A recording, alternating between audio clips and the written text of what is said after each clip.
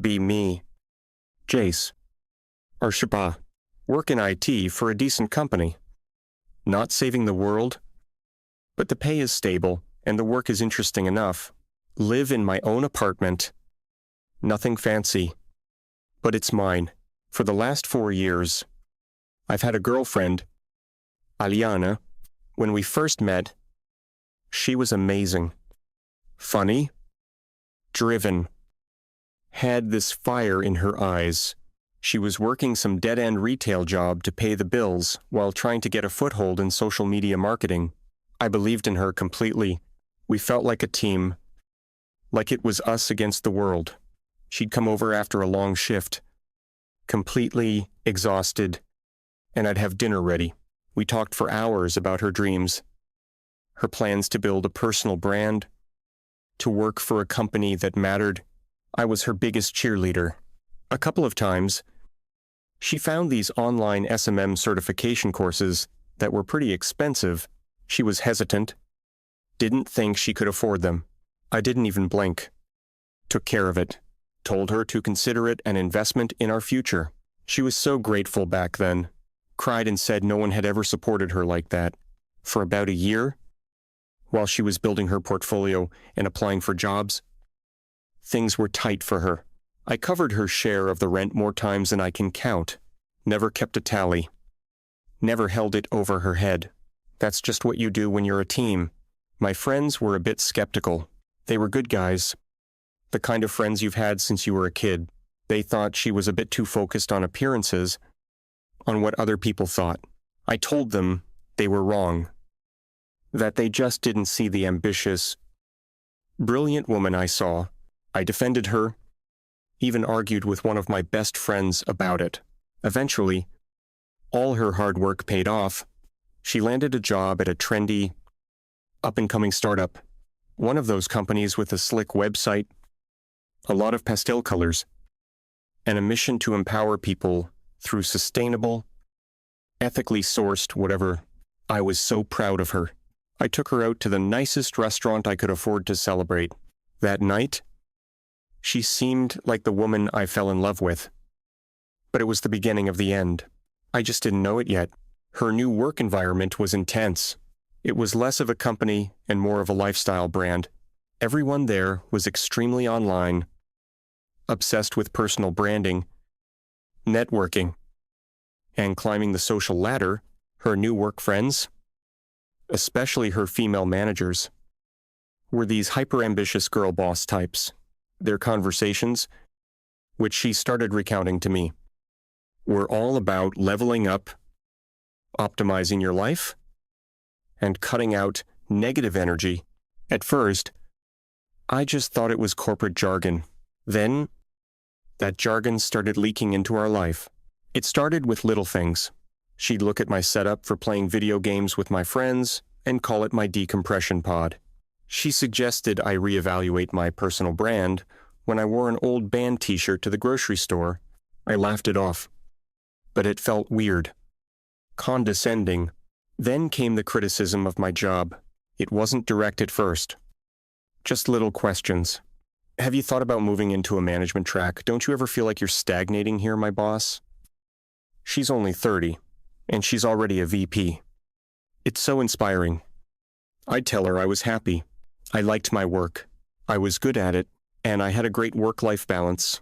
That phrase, work-life balance, seemed to really annoy her. She said it was a mindset for people who have given up on achieving anything great. The company she worked for had a lot of after-work events, mixers, networking nights, gallery openings. She started insisting I come along. It was painful. I'm a quiet guy. I'm not great at small talk with strangers, especially when they're all trying to out-cool each other. I'd stand there awkwardly, holding a drink, while Aliana flitted around the room, laughing and making connections.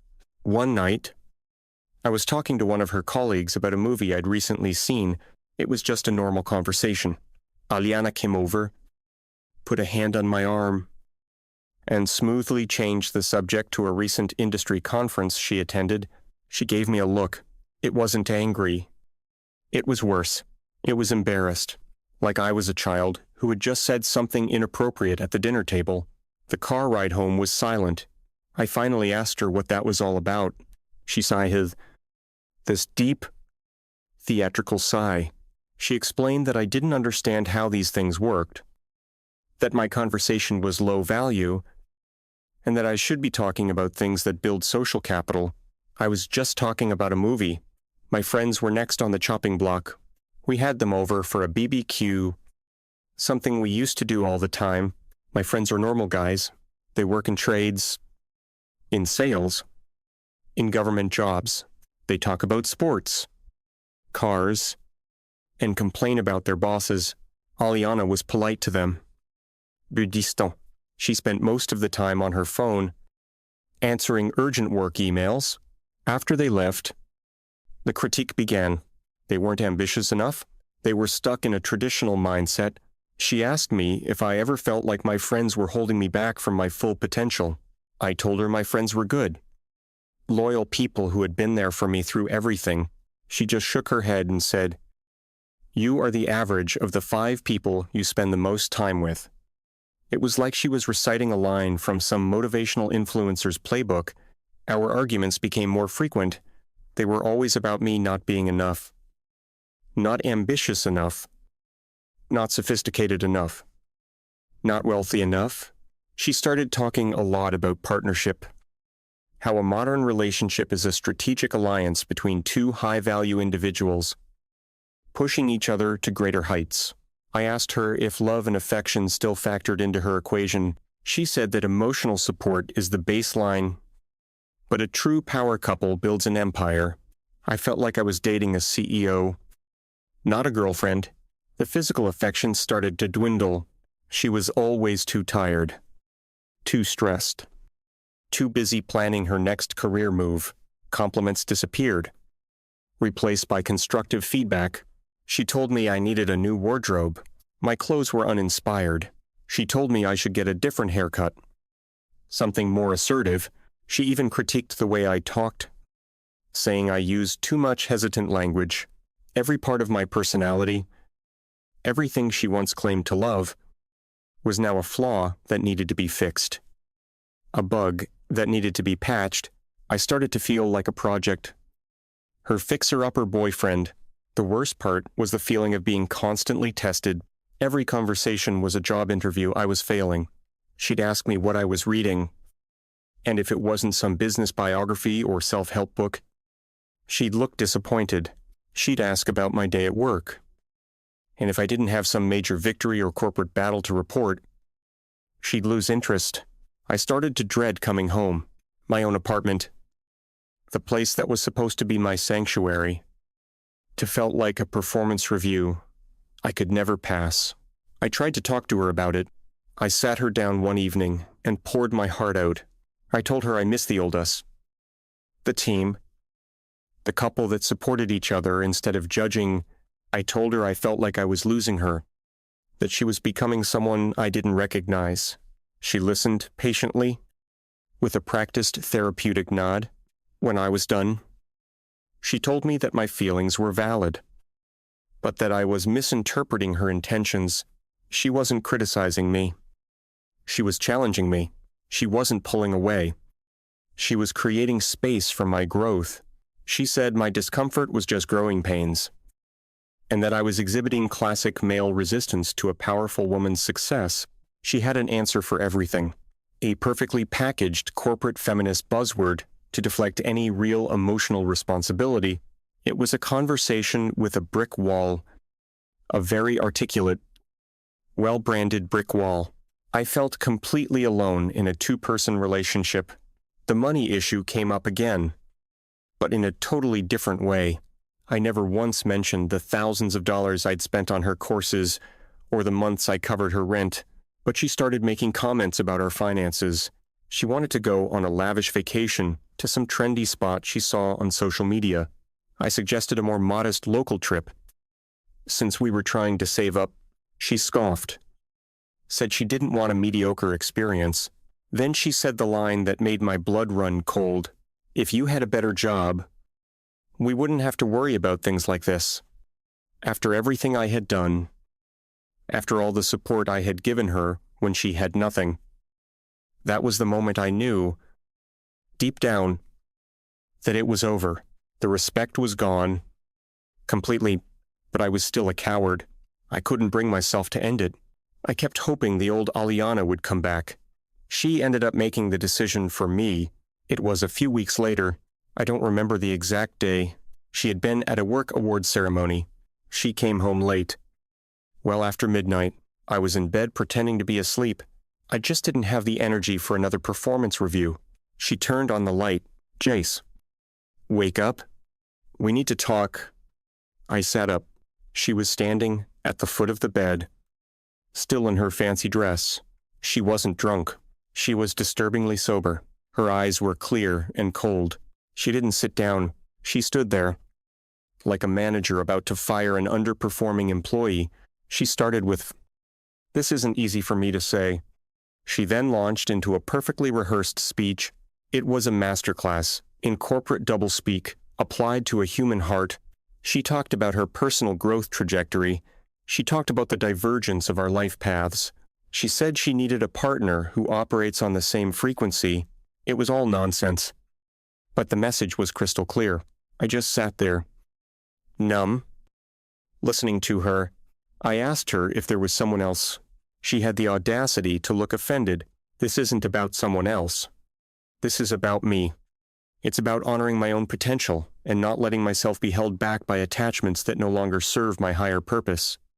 It was the most selfish, self-important thing I had ever heard. I finally found my voice. I asked her, after 4 years, after everything, the courses, the rent, all the support, does any of that mean anything to you? I wasn't yelling. I was just empty. She looked at me, and for the first time, her corporate mask slipped. I saw a flash of genuine, ice-cold contempt. Then she smiled. A small, dismissive smile. "Jace, you have to think of it like an investment," she said, her voice smooth as glass. "You invested in me. I'm grateful for the seed money. But my stock is soaring. And frankly, you can't afford me anymore. Sometimes early investors just get cashed out. Not all investments pan out the way you hope." She called my love, my support, my money, seed money. She called our relationship a failed investment. I had no words. Nothing. My brain just shut down. I couldn't process the sheer cruelty of it. She told me she had already packed a bag and would be staying with a friend. She'd arranged to get the rest of her things later in the week. She walked to the door, paused, and looked back at me. "I really do hope you find someone on your level someday. Jace, goodbye." And then she was gone. I just sat there on the edge of the bed in the quiet apartment that suddenly felt huge and empty. I sat there for hours. I watched the sun come up. I didn't feel sad. I didn't feel angry. I felt like nothing, like I had been completely and utterly erased. She hadn't just broken up with me. She had declared me worthless. A failed investment. And the worst part was, in that moment, I believed her. The first few weeks were a blur of nothing. I went to work, came home, sat on the couch, and stared at the wall. The silence in the apartment was deafening. Every corner reminded me of her. The spot on the couch where she used to work on her laptop, the hook where she hung her keys, the half-empty bottle of her favorite shampoo in the shower. I felt like a ghost in my own life. I lost weight. Sleep was a lottery. Sometimes I'd pass out from exhaustion. Other times I'd lie awake all night, replaying her final words in my head. "Not all investments pan out." That line was a knife twisting in my gut. My friends tried to help. They'd call, text, and beat me out. I ignored most of them. I was too ashamed, too broken. What could I even say? My girlfriend left me because I wasn't a good enough stock option for her life's portfolio. It sounded insane. Finally, one of my best friends, the one I'd argued with about her, just showed up at my door. He didn't wait for me to answer. He just used the spare key I'd given him years ago. I was on the couch in the same clothes I'd worn the day before, surrounded by takeout containers. He didn't say, "I told you so." He didn't lecture me. He just looked at the mess, looked at me, and said, "All right, man, let's get you cleaned up." He didn't leave. He stayed the whole weekend. He helped me pack up all of Aliana's remaining things into boxes and stack them in the spare room. He dragged me out of the apartment for a walk, just to get some sun. We didn't talk much about her. We just existed, and for the first time in weeks, I didn't feel completely alone. That was the turning point. It was slow, painfully slow. My friends formed a sort of rotating schedule. They made sure I wasn't alone every night. One would drag me to the gym, another would come over with pizza and a console to play games. They never pushed me to talk about it, but they created a space where I knew I could if I wanted to. The gym was a huge help. At first, I was weak. I could barely lift anything. But I channeled all the anger, all the humiliation, into the weights. Every rep was a push against her voice in my head, telling me I was mediocre. I started going on my own. Early in the mornings before work, it became a ritual. The physical pain was a welcome distraction from the emotional kind, and as I started to see changes in the mirror, my confidence, which had been completely shattered, began to slowly piece itself back together. At work, I threw myself into a new project. It was a complex system migration that nobody else on my team wanted. It was tedious, difficult, and required a lot of late nights. It was perfect. For hours at a time, I could just focus on code, on logic, on solving problems that had clear, définable solutions. It was the opposite of my relationship with Aliana. There was no subtext, no mind games, just a problem and a solution. A few months into the project, I solved a major issue that had been plaguing the company for ages. My boss was thrilled. The higher-ups noticed it wasn't about impressing anyone. It was about proving to myself that I was capable, that I wasn't the stagnant, unambitious failure Aliana had painted me as. Life started to find a new rhythm. I was working hard, working out, and spending quality time with friends who actually cared about me. I was starting to feel like myself again. Or rather, a better version of myself.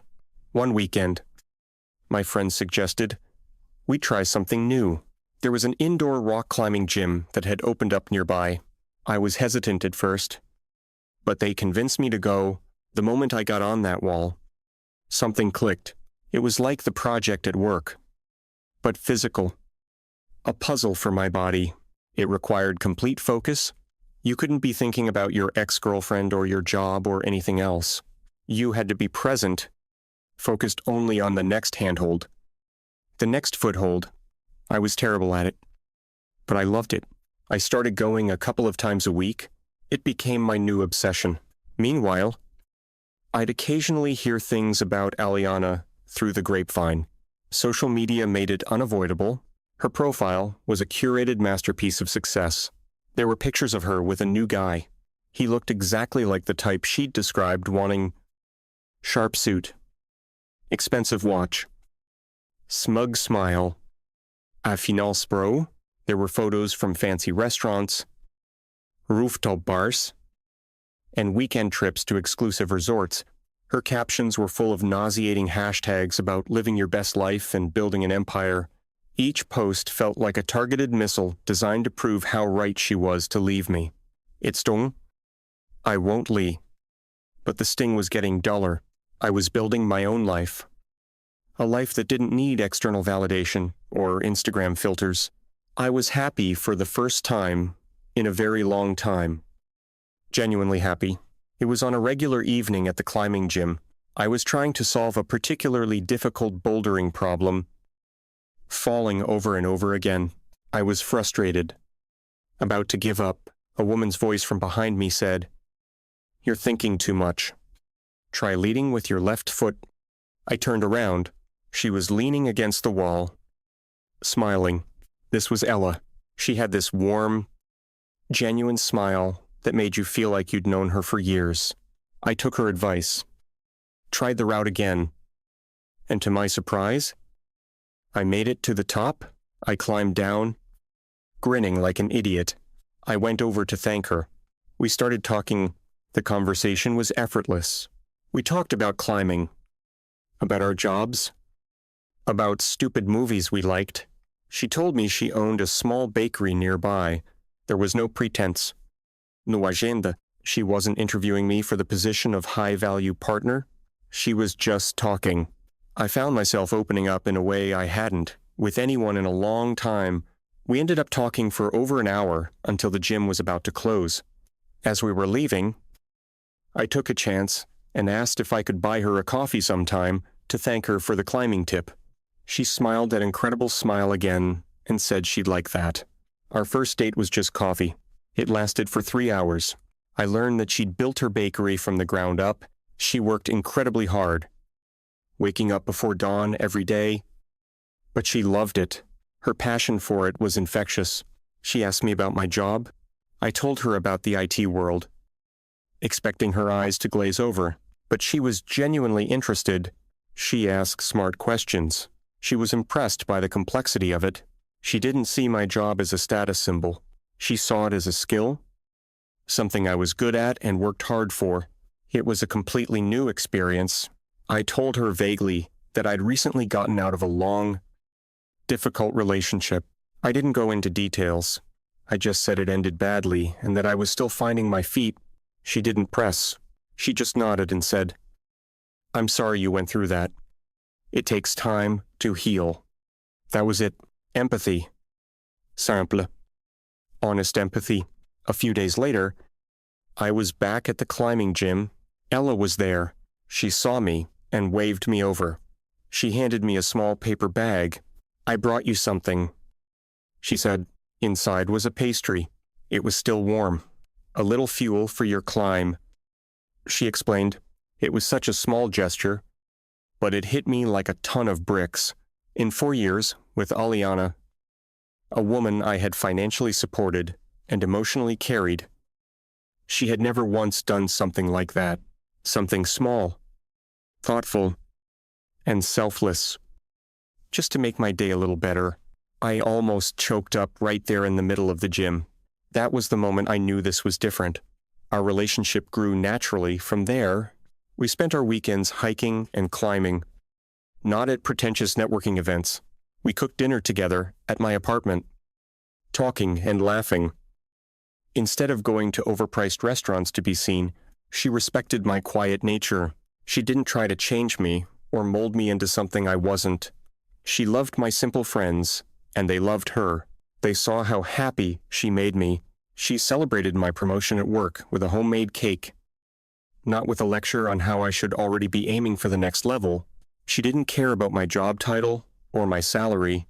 She cared about me, my character, my kindness, my loyalty. She appreciated me for who I was, not for who she thought I could become. It was a revelation. This is what a real partnership felt like. It wasn't a strategic alliance. It was a safe harbor. Around this time, I heard from a mutual acquaintance that things weren't going so well for Aliana. The finance bro had unceremoniously dumped her. Apparently, he'd found a newer, shinier accessory. He'd done it in public at one of those rooftop bars she loved so much. Just told her he was bored and walked away, leaving her with the bill. Karma. I guess. I didn't feel happy about it. I didn't feel anything at all. Her life, her drama. It felt like it had happened to someone else a long time ago. My focus was on my life with Ella. We were falling in love. It was real. It was steady. And it was the best thing that had ever happened to me. A year or so after we met, her bakery's main oven broke down. It was a catastrophic failure. A replacement would cost a fortune. Money she didn't have readily available. She was on the verge of losing her business. The thing she had poured her life into. She was devastated. Trying to be strong, but I could see the panic in her eyes. I had been saving money aggressively ever since my promotion. I had a significant nest egg built up. I went to the bank, withdrew the full amount needed for a new, top-of-the-line industrial oven, and transferred it to her account. When she saw it, she broke down in tears. She tried to refuse, saying she couldn't possibly accept it. I looked at her and said, "This is what a team does. We're a team. Consider it an investment in us." I used the same word she had used to crush me. But this time, it was filled with love. Not contempt. It was about building something together. Not cashing out. She just held me and cried. We were solid, unbreakable. A few months after that, we took a trip. We planned to climb a mountain we had both been dreaming of conquering. It was a challenging, multi-day hike. When we reached the summit, the view was breathtaking. The world was spread out below us. We were alone. Just the two of us. I knew, in that moment, that I couldn't imagine my life without her. I got down on one knee on a rocky peak, thousands of feet in the air, and I asked Ella to be my wife. She said yes. Of course, there were tears, but they were the good kind. We just held each other up there on top of the world, feeling like we were the only two people alive. The engagement wasn't some big social media announcement. We told our families and our closest friends, the people who mattered. Ella didn't want a huge, flashy diamond. She wanted a simple, elegant ring that she could wear every day, even when her hands were covered in flour. The wedding planning was the opposite of what I imagined a wedding would be like. It was fun. No stress. No drama. We made all the decisions together. We decided on a small, outdoor ceremony in a beautiful park, followed by a reception at a local brewery that our friends loved. We wanted a party, not a performance. My friends, my best men, were so genuinely happy for me. One of them pulled me aside during the planning and told me, with a tear in his eye, that he hadn't seen me this happy since we were kids. He said Ella was the best thing that ever happened to me, and he was right. We got married on a perfect autumn day.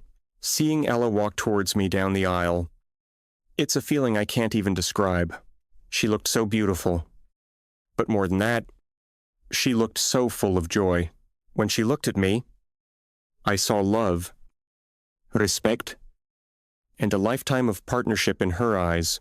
There was no calculation, no assessment of my value, just pure, unconditional love. The reception was amazing, just a big, loud, happy party with all our favorite people. Ella, in her wedding dress, insisted on having a food truck from her favorite local taco spot instead of some stuffy caterer. That was just who she was. Real, unpretentious, and always thinking about how to make things more fun. We spent the next couple of years building our life. My career continued to advance. The confidence I'd found translated into my work. I was leading projects, mentoring junior developers. I was respected. Ella's bakery was thriving. The new oven had allowed her to expand her menu and take on bigger orders. She even hired a couple of employees. With our combined incomes and my savings, we were able to buy a house. It wasn't a sterile, minimalist mansion like the ones Aliana used to drool over on Pinterest. It was a modest house on the outskirts of the city with a big backyard. It needed some work, but we didn't mind. It was our project. We spent our weekends painting walls, planting a garden for Ella's herbs and berries, and building a small climbing wall in the garage. We adopted a goofy rescue dog from the local shelter. Life was good. It was quiet. It was stable. And it was filled with a deep, profound sense of peace and happiness. I hadn't thought about Aliana in a long, long time. She was a ghost from a different lifetime. Then, one night, it all came crashing back. It was a Friday. Ella and I were on the couch, watching a movie with the dog curled up between us. It was a perfectly normal, happy evening. My phone buzzed. It was a message from an old college acquaintance, someone I hadn't spoken to in years. The message just said, "Wah, man, didn't realize this was you. Congrats." Attached was a link to a post from one of my friends. My friend had posted a small album of photos from our wedding.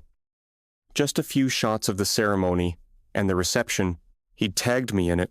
I had mostly stayed off social media, so I hadn't seen it. The pictures were great. They captured the joy of the day perfectly. There was one photo in particular, a candid shot of me looking at Ella during our first dance. The look on my face, it was pure adoration. I smiled, showed the post to Ella, and we reminisced about the day for a bit. I thought nothing more of it. I didn't know that this post had somehow, through the twisted logic of social media algorithms, made its way onto Aliana's feed. What happened next? I only found out later, pieced together from a few sources. Aliana's life after the finance bro had been a slow, steady decline. Her trendy startup had eventually gone bust. A victim of its own hype, she was laid off. She discovered that her high-value skills weren't as in demand as she thought. She bounced between a series of short-term contracts and less glamorous marketing jobs. She was now in her early 30s. The dating market she had been so confident she would dominate was not kind to her. The top-tier men she pursued were either not interested in settling down or were looking for younger women.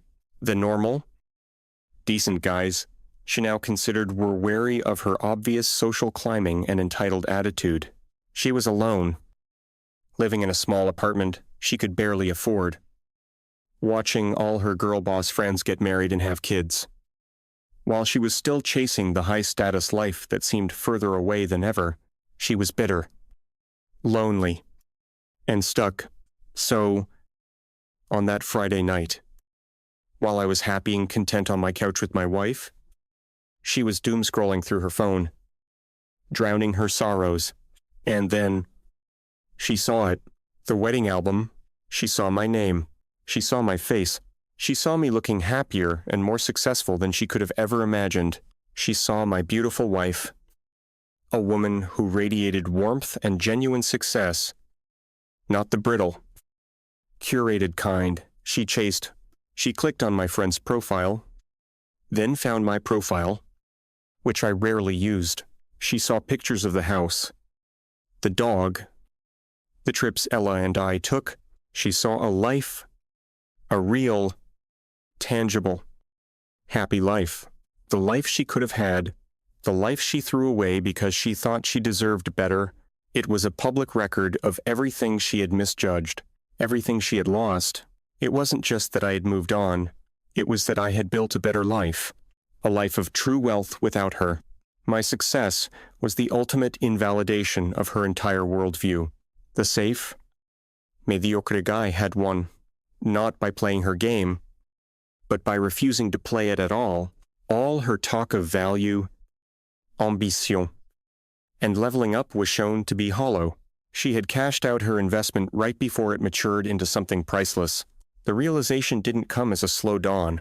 It hit her like a freight train. All the years of condescension, the smug superiority, the cruel, dismissive words she had used to break me, it all came rushing back. But this time, it was directed at her. She had traded a diamond for a handful of shiny rocks. And now, the rocks had turned to dust in her hands. A few days later, I got a text from an unknown number. I saw the pictures. "You look happy." "I'm glad." I knew instantly who it was. I didn't feel anger. I didn't feel pity. I didn't even feel satisfaction. I just felt distant. I showed the message to Ella. She read it, looked up at me, and just gently took the phone from my hand. She blocked the number and deleted the message. "You don't need that in your life," she said simply, and she was right. I never heard from Aliana again. Her destruction wasn't a big, dramatic movie scene. It was a quiet, lonely implosion in a small apartment on a Friday night. It was the silent, crushing weight of realizing you had everything you could ever want, and you were the one who threw it all away. My life isn't a revenge story. I didn't build my happiness to spite her. I built it because I found someone who deserved my love, my loyalty, and my investment. I found a partner who understood that a relationship isn't about what you can get, but what you can build together, and that's a kind of wealth Aliana will never understand.